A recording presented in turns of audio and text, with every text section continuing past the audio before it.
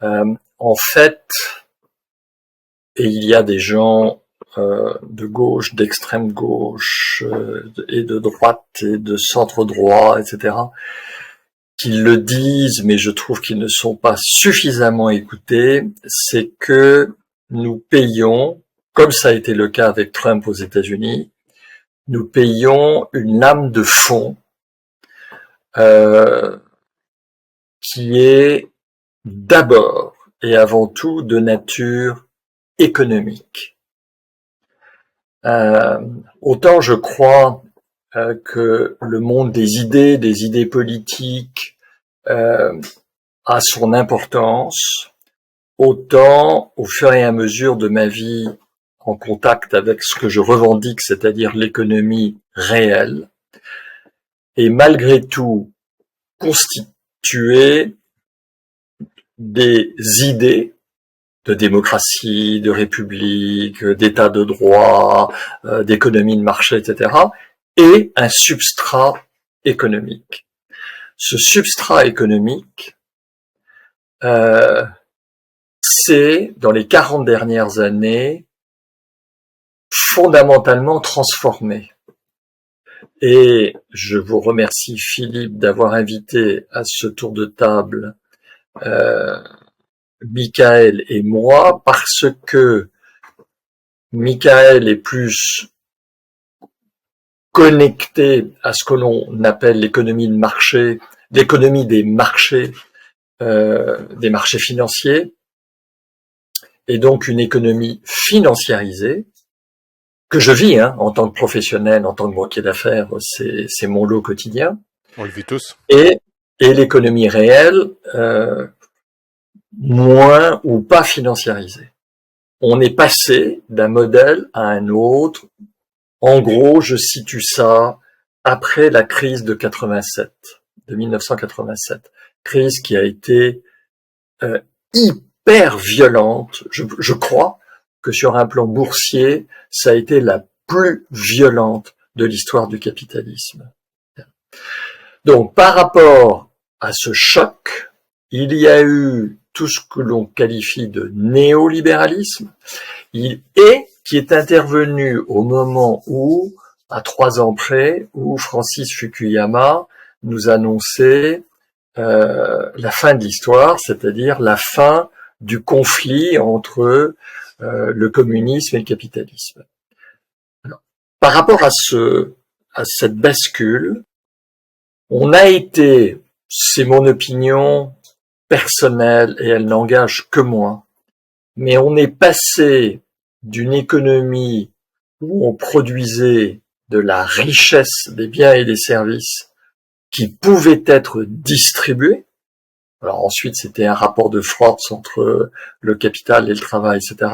Mais au moins, il y avait, jusque dans les années 70-80, il y avait une production de richesse qui pouvait être répartie.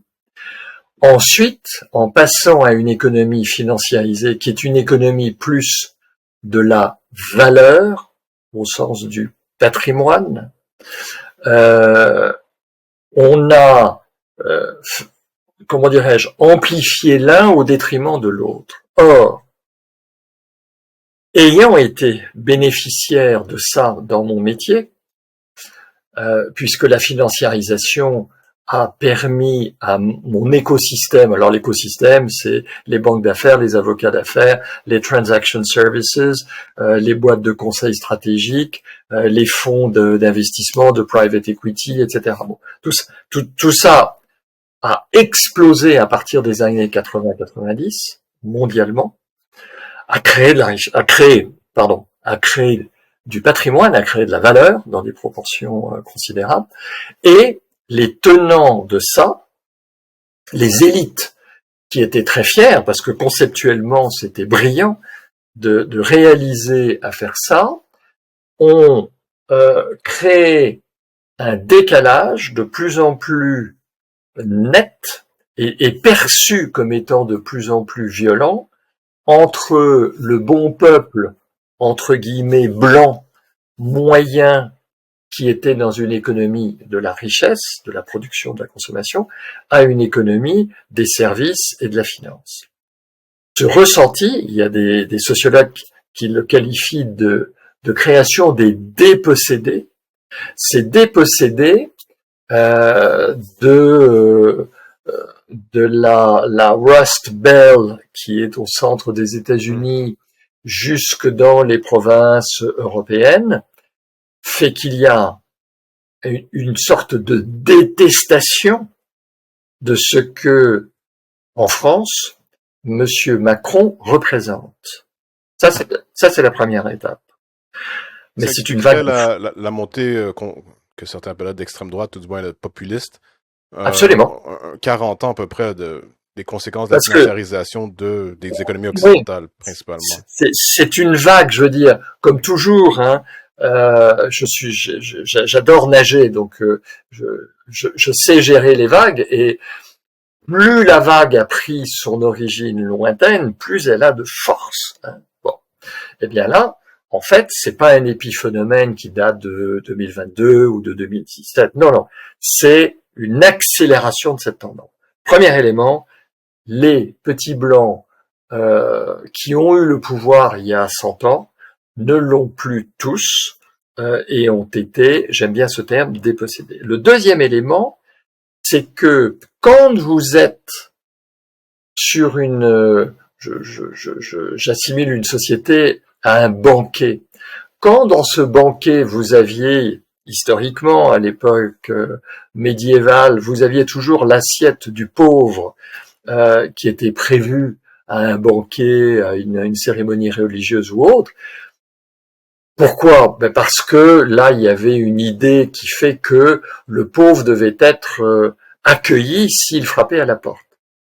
Dans les années 60, 70, 80, quand le pauvre, c'est-à-dire les unions, ont frappé à la porte, comme il y avait une production de richesse, ils en ont obtenu une partie.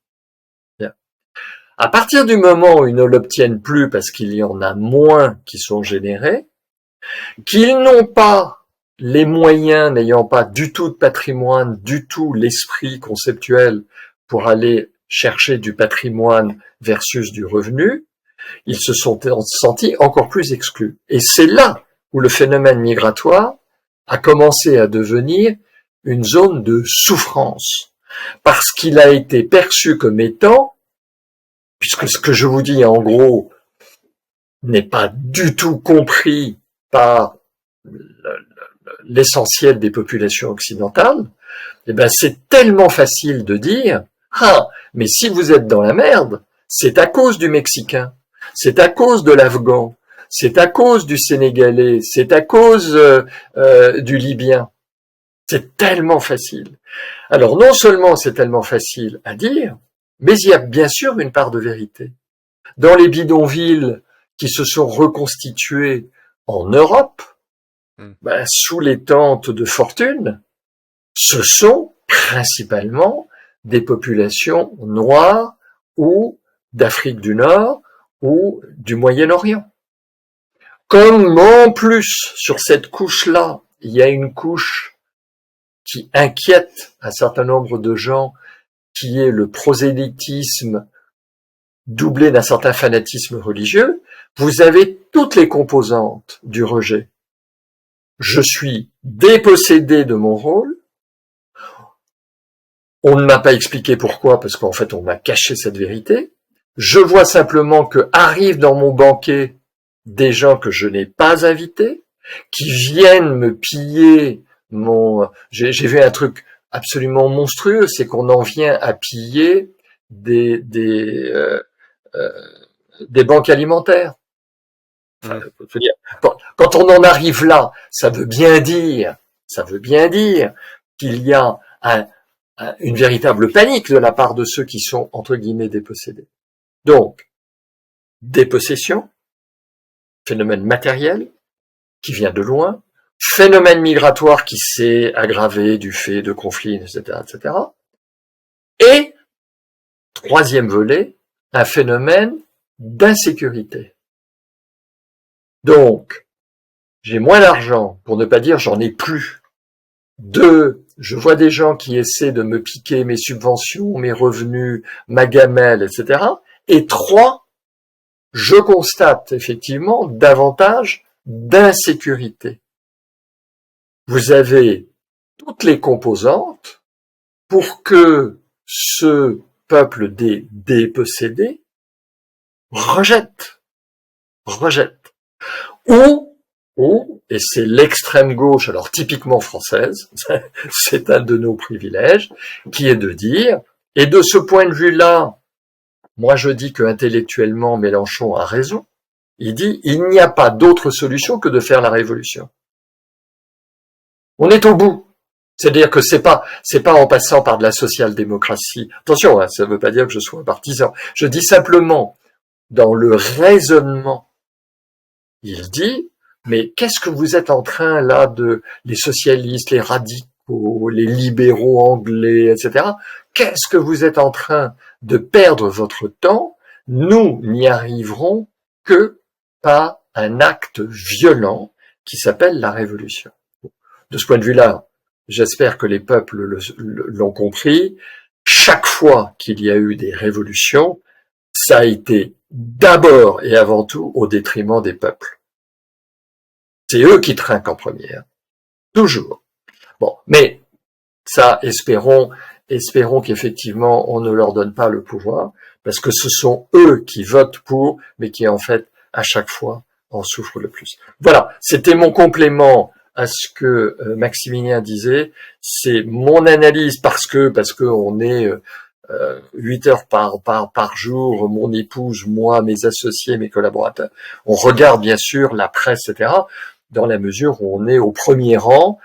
Juste un chiffre, et d'ailleurs Emmanuel Macron l'a repris et il a eu raison, quand vous faites la somme aux élections européennes des votes d'extrême droite, on est proche de 40%.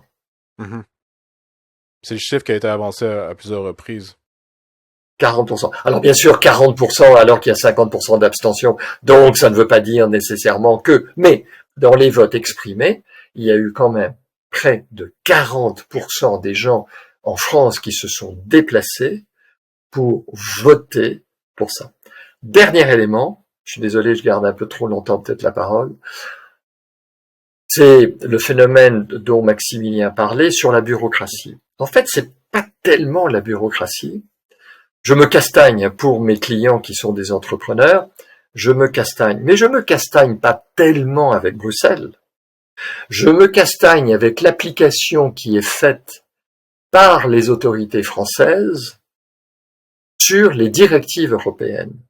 Et c'est là où nous, et Monsieur Macron, mais ceux qui l'ont précédé étaient dans la même voie, c'est que quand on regarde comment les Länder allemands interprètent, et on n'a pas le temps ce soir, mais je peux vous assurer que j'ai des exemples vivants, hein, pour sauver une entreprise dans le Bade-Württemberg ou pour sauver une entreprise dans l'ouest de la France, quand je suis allé demander à l'État français de me donner des choses raisonnables, ils ont dit bon, on va étudier.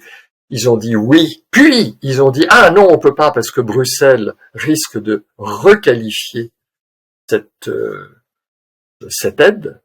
Je peux vous assurer que dans le même trimestre, j'ai assisté à la même négociation en Allemagne et que le Land a dit ok, Berlin fera ce qu'il veut avec Bruxelles, moi je soutiens mon industrie parce qu'il y a 600 emplois à la clé, et on verra après. Donc, je pense que un excès de zèle en France, que les paysans, vous le citiez, hein, Maximilien, comment pouvez-vous demander à un paysan qui dort 4 à 5 heures par nuit, qui prend peut-être 8 jours de vacances par an, qui est, certes, il est logé et nourri, mais qui a un revenu de misère, comment pouvez-vous le garder dans sa ferme alors qu'il se bat contre des produits qui viennent du monde entier sans avoir à respecter les mêmes normes que Bruxelles vous a imposées? Donc, ce sont ce genre de décalage qui viennent s'ajouter à un ressenti qui, malheureusement, nous fait quitter l'état de droit que j'adore pour repasser à un rapport de force et qui réalimente la boucle, puisque le rapport de force veut dire la violence, et la violence fait qu'il y a un sentiment de rejet. J'en ai terminé. Raphaël, je vais apporter un point pour appuyer ce que tu dis sur la pression réglementaire, mais aussi sur la bureaucratie, parce que tu dis ce n'est pas la bureaucratie, mais moi je peux t'assurer que la bureaucratie joue un rôle. On est passé de plus de 36 agriculteurs pour un fonctionnaire en 1982 à 11 agriculteurs pour un fonctionnaire au ministère de l'Agriculture en 2020. Génial. Je ne le connaissais pas. Génial. Et ce n'est pas parce que les fonctionnaires, le nombre de fonctionnaires a augmenté, puisqu'ils sont toujours à peu près 33 000 fonctionnaires au ministère de l'Agriculture. C'est juste parce que le nombre d'agriculteurs s'est effondré. Mais qu'est-ce que ça veut dire? Ça veut dire que depuis 1982, soit il y a eu une explosion de la pression réglementaire, soit il n'y a eu aucune productivité au sein du ministère de l'Agriculture. Ou les deux. Ou les deux. Ou les deux. Je voulais souligner un point sur l'agriculteur. Je reviens parmi vous de nouveau après ces nombreux problèmes techniques. Allez-y, Maximilien. Je crois qu'il y a un élément qui parfois qu'en France on peut oublier, et j'en ai parlé avec un inspecteur général de l'agriculture qui a été conseiller de Chirac entre 2000 et 2006. Alors, il m'expliquait que le problème, lui pensait avec les années d'expérience qu'il a, que le problème est quand même un grand manque d'adaptation de l'agriculture française, notamment aux évolutions de l'économie mondiale. Alors, on a un modèle qui, c'est vrai, est l'idéal de la petite exploitation, qui n'est pas en soi un mauvais modèle, bien au contraire, parce qu'on cherche à produire local, avec avec de manière respectueuse de l'environnement, de l'animal, mais avec un système qui va très vite, et peut-être une volonté, et je pense que c'est un point qui soulignait cet inspecteur et qui m'avait semblé intéressant, de ne pas regrouper en réalité de ne pas se regrouper face aux défis de l'agriculture mondiale qui effectivement a de vraies difficultés. Et disons qu'il y a deux alternatives, il me semble. L'alternative du regroupement où on fait face finalement à un modèle où seul on ne peut pas faire face à un marché qui est énorme aujourd'hui, et puis ou alors on change carrément le modèle de l'économie du pays tout entier, et on revient à un modèle beaucoup plus protectionniste. Mais je pense qu'aussi qu'il y a peut-être eu sur les décennies, et je pense que la responsabilité chez les hommes politiques est bien là, un manque de réflexion assez criant sur et c'est aussi lié d'ailleurs aux politiques menées par la Commission européenne, mais un manque de réflexion sur la question de l'évolution de l'agriculture française. Qu'est-ce qu'on offre aux agriculteurs quand l'économie agricole change aussi? Qu'est-ce qu'on leur offre comme modèle économique? On les encourage à faire quoi? Mais si on regarde la carte des résultats des dernières élections européennes, en France plus particulièrement, bon, bien sûr, on voit que la campagne, si on peut dire, les régions agricoles ont voté quand même plutôt à droite, mais il n'y a pas que. Je crois que ce qu'on appelle le périurbain en France, un peu les gens paupérisés, que M. Rossello, que Raphaël le mentionnait un peu plus tôt, ont également largement voté à droite. Les villes sont restées plutôt centristes à gauche, ce qui est sociologiquement presque la même chose partout j'ai envie de dire, dans les pays occidentaux. Là, il y a à peu près pas de changement de ce côté-là. On voit les mêmes logiques au Canada, d'ailleurs, ou aux États-Unis. Mais il semble y avoir, je vais utiliser le mot violence ici, là, et sentez-vous à l'aise de me corriger, mais une violence dans les propos et dans le discours français en ce qui a trait à ces classes paupérisées du périurbain et peut-être même aussi agricole, qu'on retrouve, j'allais dire, qu'on ne retrouve pas ailleurs en Occident, mais c'est faux. Aux États-Unis, je crois qu'on entend des choses similaires. Ceci dit, je prends le modèle canadien ou l'exemple canadien.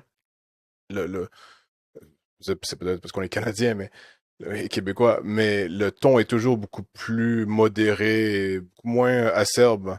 Euh, donc, je crois que oui, là, les États-Unis sont similaires dans ce cas-ci, mais est-ce qu'il y a quelque chose à prendre de ça? Est-ce qu'il y a une conclusion ou est-ce que ça a un impact politique plutôt concret ou plus concret, je devrais dire, j'ai envie de dire, cette violence discursive qu'on entend, qui est sûrement votée pour la RN, là, soyons francs. Peut-être Maximilien, là, Raphaël et Michael, sentez-vous à l'aise de commenter, mais est-ce que ça affecte, j'ai envie de dire tout simplement, la politique française appliquée? Bien sûr, parce que le socle, je suis un obsédé de la notion de l'état de droit. Pour moi, je vais être très, très cash. On peut être dans une république et une démocratie sans être nécessairement dans un état de droit. L'état de droit est, de mon point de vue, l'exigence la plus aboutie, la plus absolue de toutes les vertus occidentales de démocratie, de république, d'économie de marché, etc. Pourquoi? Parce que l'état de droit, c'est le contraire du rapport de force. Or, je le vois, je ne sais pas ce que pense Michael de ça, mais allez, en gros, dans ma vie, j'ai dû boucler 350 transactions. Donc ça veut dire 380 ou peut-être 400 négociations dans le dur. Bon. Il y a 40 ans, il y a 35 ans, il y a 30 ans, les arguments permettaient de sortir d'un deal, enfin, de closer un deal. Aujourd'hui, dans la majorité des cas, dans ma boutique, nous sommes 9 associés et on traite à peu près entre 30 les très mauvaises années et 50 transactions par an.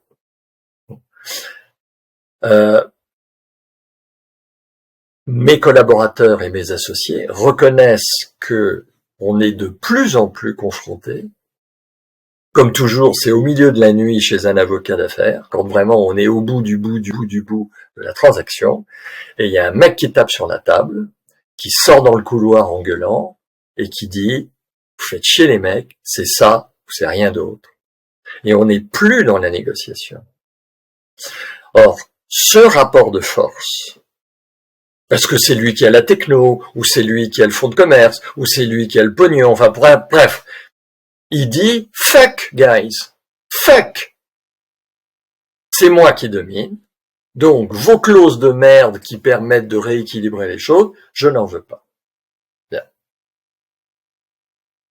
Cette rupture par rapport à ce que je suis peut-être un utopiste de l'état de droit, mais moi j'ai connu l'état de droit. Et je l'ai connu sur un plan politique. Sur un plan polique, il y avait côte à côte dans les chambres en France ou dans les conseils municipaux des villes, etc. Il y avait vraiment ce qui était l'extrême gauche, c'est-à-dire à l'époque le Parti communiste, qui était à côté de gens qui étaient des anciens adorateurs de Maurras et de la vieille grande droite, etc. Ils se parlaient. Ils se parlaient. Et souvent d'ailleurs, vive la gastronomie au centre de la... ça se terminait par « Bon, allez mon cher confrère, on va aller se bouffer notre gigot de pré-salé dans la brasserie qui est à côté de l'Assemblée. » Bien. Ce pont, ce lien, ce dialogue, à partir du moment où on assiste à ce que l'on voit à l'Assemblée en France, là je deviens inquiet sur un plan politique. Néanmoins, ou pas néanmoins, en plus, tout à fait par hasard, il y a 15 jours, 3 semaines, en allant, de temps en temps, je zappe sur des chaînes étrangères, etc., où je vois qu'il y a eu, il y a 15 jours, 3 semaines, un très long débat au Bundestag sur comment éviter cette montée de la violence entre les partis politiques au sein du Bundestag. Donc, quand j'ai entendu ça, j'ai dit s'il n'y a pas que nous, les méchants français, les bouffeurs de grenouilles, etc. Et en fait, quand je parle je suis administrateur d'une magnifique société en Italie et qui me donne un observatoire sur plein d'activités en Europe. Quand je parle avec eux, ils disent que en ce moment, au Conseil municipal de Rome, ou de Milan, ou dans les chambres, etc., cette violence réapparaît. Quand je parle avec mes copains à Bruxelles, je parle pas de la communauté européenne, mais au Parlement belge, ça réapparaît. Donc, l'inquiétude, c'est que ce mouvement de fond, en fait, bien sûr qu'il vient perturber la vie politique, puisque la vie politique, c'était une vie de débat qui devait arriver à un compromis. Sinon le vivre ensemble n'existe pas.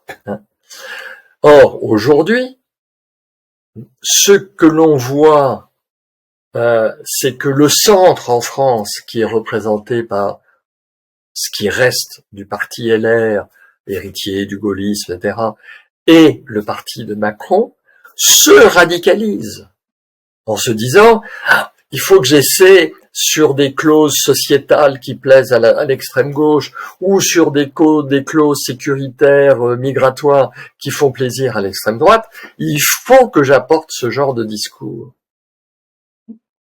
Donc, c'est le rapport de force qui gagne. Alors je suis un peu excessif dans mes jugements, mais Maximilien peut-être. Oui, merci. Maximilien. Bon alors, je fais un commentaire rapide, puis je laisse notre troisième intervenant rentrer dans l'arène. Mais non, je pense qu'il y a beaucoup de choses tout à fait intéressantes. Malgré tout, je crois que effectivement, il y a bien l'importance du rapport de force. Il y a aussi, et je crois que c'est pas tout à fait négligeable, le sentiment que et là je me sens davantage sur le système économique, mais en fait on en parle, c'est beaucoup de ça dont on parle, un sentiment que aussi le système économique en lui-même ne répond pas aux attentes de la plupart de l'électorat aujourd'hui. Alors de quel électorat, c'est bien la question. Eh bien, on parle précisément d'un électorat qui s'est beaucoup tourné vers le Rassemblement national et qui votait il y a parfois 10 ans de cela encore pour plutôt la gauche en réalité, qui constate que eh bien voilà, le Rassemblement national, c'est celui qui continue à proposer, qui continue à avoir au moins un discours qui parle à cette fameuse catégorie L'ancienne classe ouvrière. Dans ce cas ouvrière blanche, exactement. Merci. Ouais. Et qui se sont délaissés en France, mais elles se sont délaissées au Royaume-Uni aussi, elles se sont délaissées dans beaucoup de parties de l'Europe. Bien sûr. Donc, le constat que je voulais faire sur ce groupe d'électeurs en particulier, c'est qu'on a un vrai, on a des sociétés qui est fracturée parce que les gens ne bénéficient pas de la même façon d'un système économique.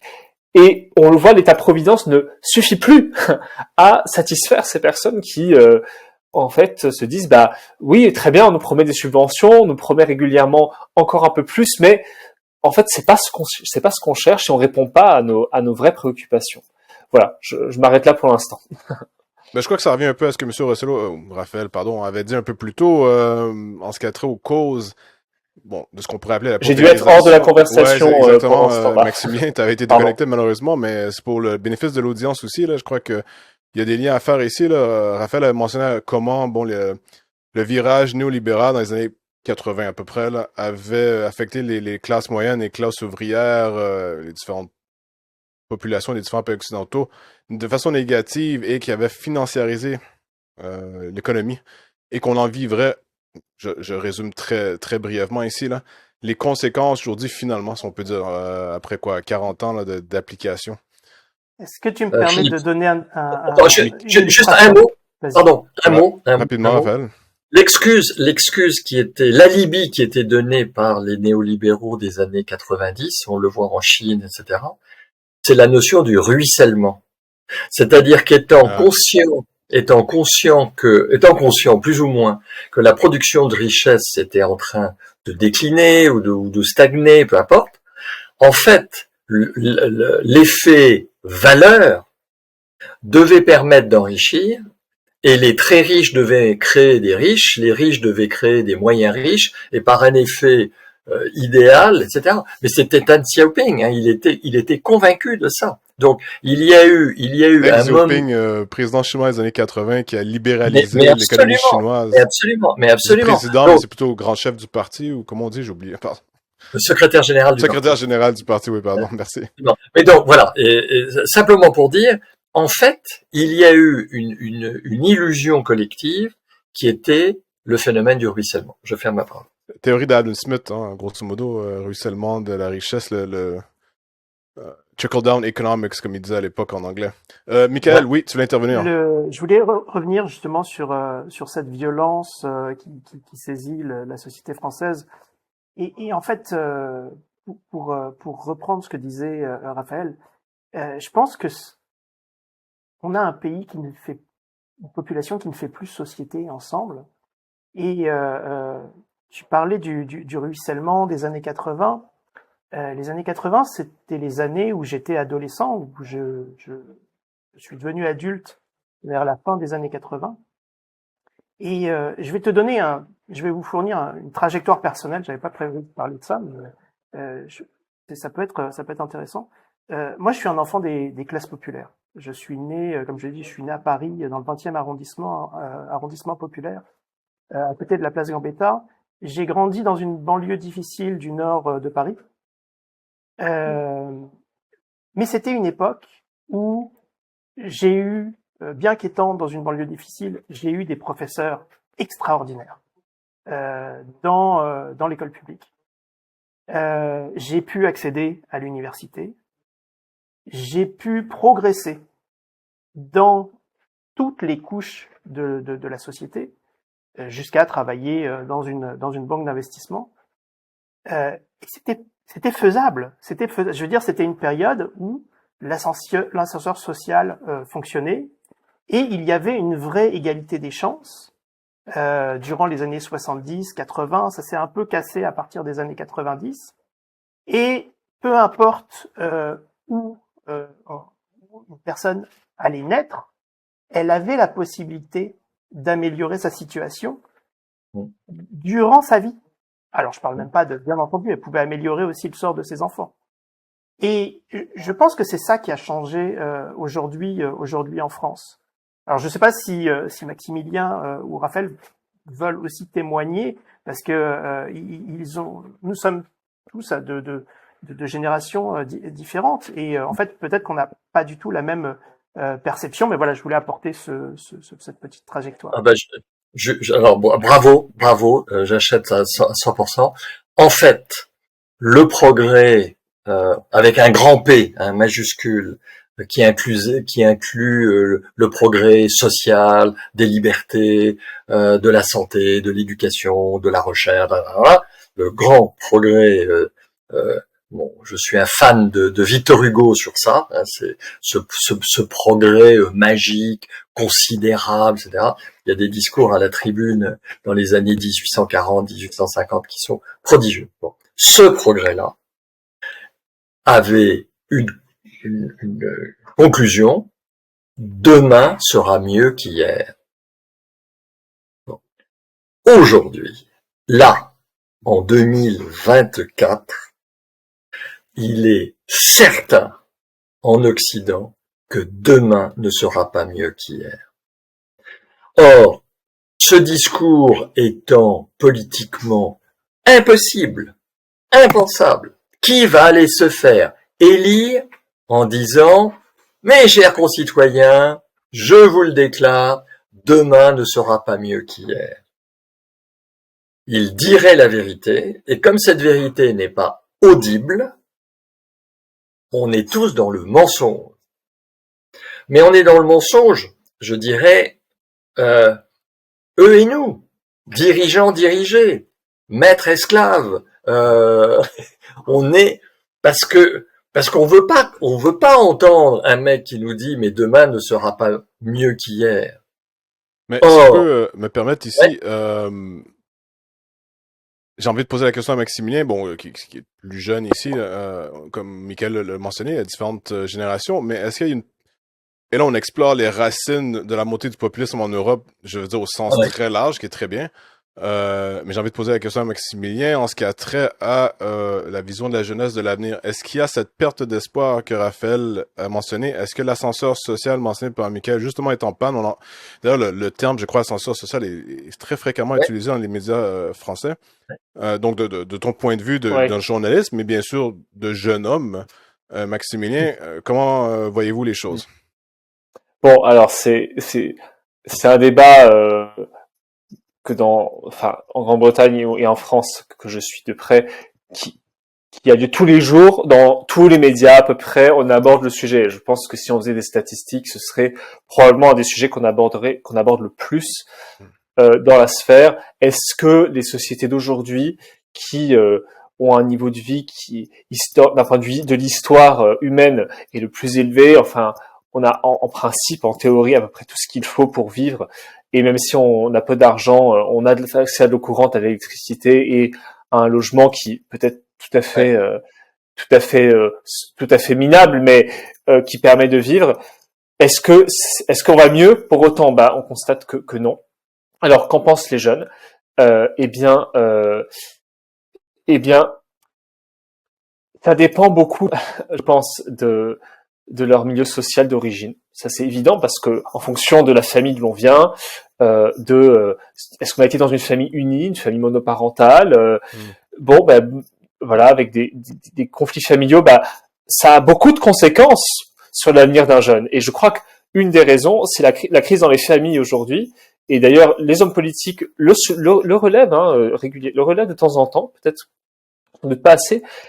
Et probablement un premier facteur de souffrance chez les jeunes, et ça a des conséquences sur le reste de la société. Pourquoi est-ce qu'il y a des crises dans les familles? Il y a des facteurs économiques, mais aussi tout simplement des facteurs.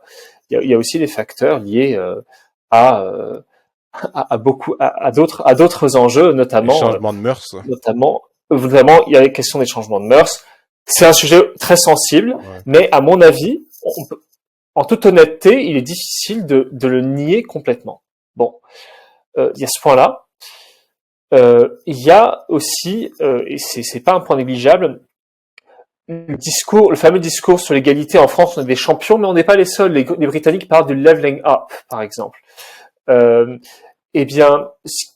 Dont on a beaucoup parlé, on a eu de très longs discours, le bac pour tout le monde, le bac pour tous. Jérôme Fourquet, dans La France sous nos yeux, a très très bien montré, et je prends un exemple concret pour montrer ce qui peut être la mentalité des jeunes aujourd'hui.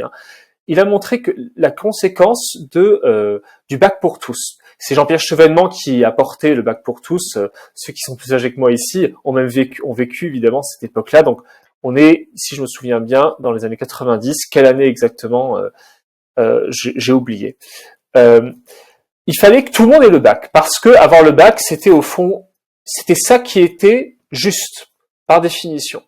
Par conséquent, le bac, puisque tout le monde pouvait l'avoir, et on voit que tout le monde l'a aujourd'hui, même avec une mention facilement, le bac a une valeur qui a beaucoup diminué. La licence, comme on ne sélectionne plus à l'université, elle aussi, sa valeur a beaucoup diminué. Donc, on arrive au master. Mais le master ne suffit plus aujourd'hui pour avoir un travail, quel que soit le domaine d'ailleurs, en particulier à l'université. Là, je parle bien sûr du cursus universitaire. Le cursus grande école, lui, est différent parce que il y a une sélection assumée. Qu'est-ce que beaucoup de jeunes qui sont majoritairement à l'université aujourd'hui pensent de tout cela? Ils se disent, finalement, on a un système où on nous promet au bac que l'université, c'est pour toi, c'est facile, tu peux y arriver, il n'y a pas de problème. Tu vas avoir un travail et puis on fait toute une com. L'éducation nationale est très formée pour ça. Et puis, on découvre à l'université peut-être qu'on nous a pas dirigé dans la formation qui nous convenait. Et puis qu'on nous a dit, voilà, vous allez avoir un travail, mais la réalité, au-delà des flyers ou de ce qu'on peut nous montrer, est tout à fait différente. Parce que on exige beaucoup plus d'un jeune d'un point de vue des diplômes aujourd'hui pour beaucoup de métiers, parce que l'idéal des métiers, et j'en viens quand même peut-être à ce qui pose un autre problème pour les jeunes, l'idéal aujourd'hui pour ma génération, mais je pense que c'était déjà la même chose pour la génération du dessus, c'est d'avoir un métier plus ou moins intellectuel, parce que les métiers manuels, au sens large, sont mal vus. Et ça, c'est un autre problème auquel on fait face, et je pense que les politiques, et en Europe de l'Ouest, encore une fois, des 40-50 dernières années sont responsables de cela. On a expliqué finalement c'était ça qui valorisait une personne. Valoriser une personne, c'est faire un travail dans le domaine tertiaire. Et voilà, être serveur, c'est plus valorisant. Être dans plein de métiers où il y a aujourd'hui des besoins immenses en main d'œuvre, c'est pas valorisant. Eh bien, je peux vous dire que des personnes qui sont chefs de chantier aujourd'hui, après avoir travaillé des décennies, et j'en connais, dans des chantiers où ils ont eu des postes subalternes, aujourd'hui, ils sont chefs de chantier, ils ont un salaire parfaitement décent, ils ont certes des horaires difficiles, mais il y a beaucoup de métiers où les horaires sont difficiles, quels que soient les domaines, et c'est des personnes qui finalement ont accepté des postes humbles, des choix, ils ont peut-être tout juste un bac, et aujourd'hui, ils en sont à un niveau en fin de carrière qui est tout à fait honorable. Ce que je veux dire, c'est que on a vendu un système académique aux jeunes qui, pour ceux qui n'ont pas fait le choix parce qu'ils ne peuvent pas pour différentes raisons faire une prépa puis la grande école qui est le cursus idéal, on a vendu un système qui ne satisfait pas. Donc, est-ce que ça donne de l'optimisme? Et je m'excuse pour cette longue introduction. Est-ce que ça donne de l'optimisme aux jeunes? Je pense à beaucoup non, parce que ils sont dans un système académique et donc professionnel ensuite qui n'est pas, qui ne répond pas qui répond pas à leurs aspirations, je pense. Donc ça, c'est un élément. Peut-être qu'on peut rebondir, peut-être qu'éventuellement certains veulent rebondir dessus. Je trouve ça intéressant d'avoir peut-être le point de vue de génération plus âgée que la mienne. Je vais rebondir brièvement. Il y avait un facteur d'unité de la nation qui existait à mon époque, qui était le service national, donc le service militaire. J'ai eu la chance de faire un service militaire utile. J'ai travaillé pendant un an au contrôle général des armées sur l'audit des industries d'armement, mais bon. Mais ce que j'ai vu, parce que j'ai fait mes classes et il y avait vraiment toute la France qui était réunie à ce moment-là, et j'ai vu des personnes qui ont obtenu un emploi grâce à leur service militaire. J'ai vu des personnes qui étaient complètement déscolarisées et qui ont pu apprendre et qui ont obtenu un permis poids lourd dans le cadre de leur service militaire, qui ont passé leur permis de conduire dans le cadre du service militaire, et ce service militaire a changé leur vie parce qu'il les a complètement orientés dans une direction où ils ont pu obtenir des revenus alors qu'ils étaient un peu perdus au moment où eux sont rentrés dans ce service militaire. Donc c'est quelque chose qui a totalement disparu, et en fait c'était un moment où toute la France se rencontrait, toutes les classes sociales. Et on pouvait, une personne qui avait entre 18 et 25 ans, pouvait se rendre compte des écarts, de sa chance ou parfois de sa malchance, mais ça pouvait rebrasser les cartes, et ça permettait à des personnes de très différentes de se parler.